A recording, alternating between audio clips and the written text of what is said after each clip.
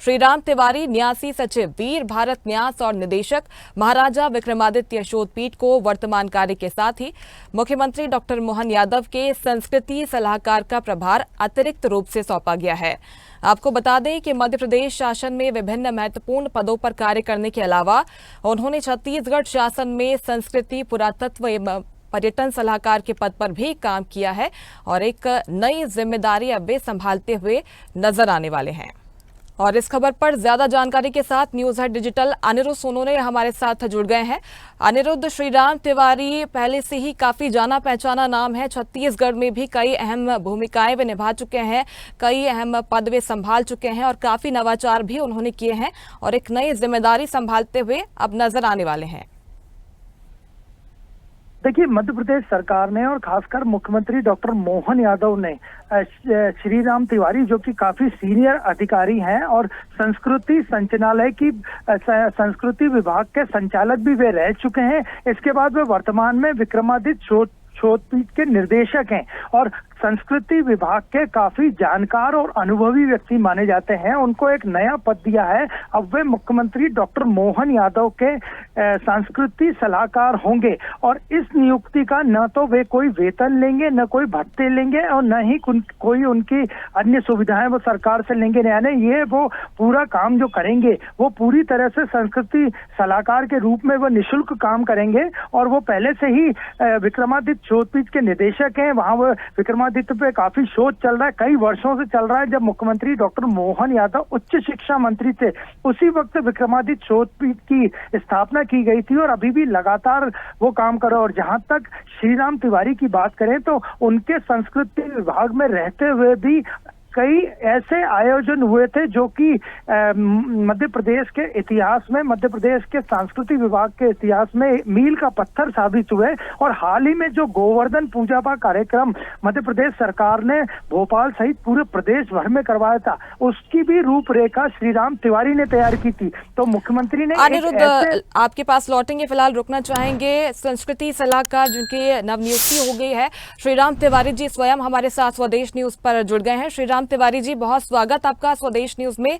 कई तरह के नवाचारों के लिए आप जाने जाते हैं। विक्रमादित्य शोधपीठ में आपके काम पूरे प्रदेश को याद है और अब एक नई जिम्मेदारी आप संभालने जा रहे हैं संस्कृति विभाग में। संस्कृति विभाग में अब तक जो भी नवाचार हुए हैं उन्हें आप किस तरीके से देखते हैं? आगे विभाग के लिए आपके पास क्या कुछ कार्य योजना है?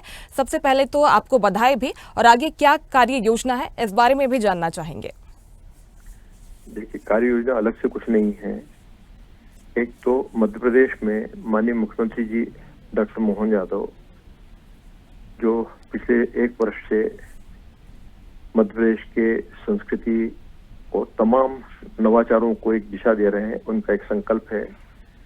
तो ये जो नया पद जो है ये केवल उनके साथ उनकी योजनाओं को साकार करने के लिए उनके साथ कदम से कदम मिला के कुछ संस्कृति विरासत से विकास की दिशा में कुछ अच्छी पहल करने के लिए सृजित किया गया है। तो मुझे अच्छा लगा कि भाई उन्होंने अपनी टीम में मुझे शामिल रखा है और कोशिश करेंगे कि उनकी भावनाओं के आधार पर हम लोग खरे उतरने की कोशिश करें। बिल्कुल, जिस तरह से गीता के सार को प्रदेश में आगे बढ़ाने को लेकर लोगों में गीता का सार आगे इसका प्रसार हो सके, इसके बारे में भी आपके विचार हमने सुने हैं श्रीराम तिवारी जी।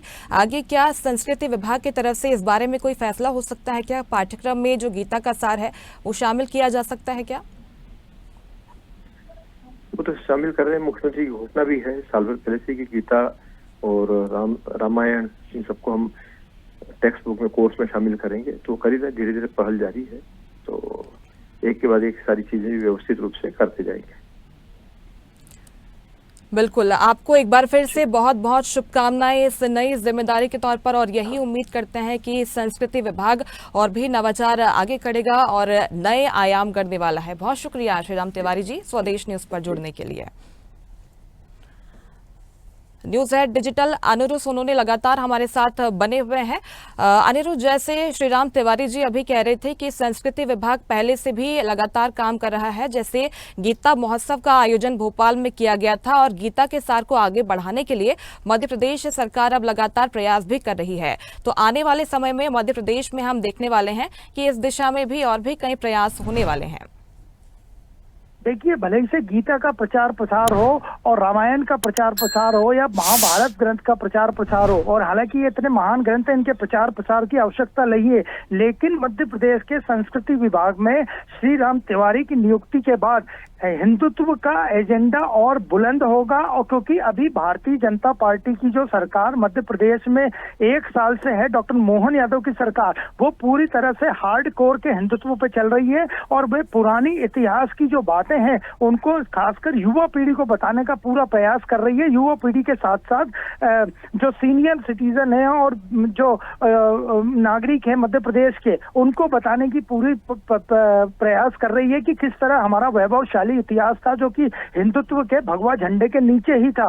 तो श्रीराम तिवारी के संस्कृति सलाहकार बनने से नए नए नवाचार तो देखने को मिलेंगे, साथ में ही टेक्नोलॉजी का भी संगम देखने को मिलेगा कि किस तरह इन चीजों को, पुरानी चीजों को, विरासतों को न केवल सहेज के रखा जाए, बाकी उनके लोगों के दिलों में भी उतारा जाए। तो इस तरह के इवेंट्स होंगे, इस तरह के कार्यक्रम होंगे, इस तरह के नए नए प्रयोग होंगे, जिससे कि न केवल हिंदुत्व या सरकार का एजेंडा बढ़ेगा, बल्कि विकास की दिशा में भी धर्म के साथ साथ राजनीति का संगम देखने को मिलेगा। तो ये जो नियुक्ति मुख्यमंत्री ने अपनी टीम में जो उन्हें शामिल किया है, वो काफी सोच समझ के और निर्णय लेके ही किया है। और आने वाले दिनों में मध्य प्रदेश में संस्कृति विभाग में अगर नया प्रयोग, नए विचार, नए लोग और नया इन्वेंशन देखने को मिले तो उसकी पूरी बिल्कुल जिस तरह से श्रेय रहेगा।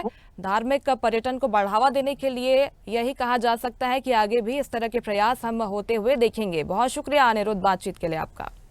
लेटेस्ट खबरों के लिए लाइक, फॉलो और YouTube पर सब्सक्राइब करें, बेल आइकन दबाएं, साथ ही विजिट करें swedeshlive.com पर।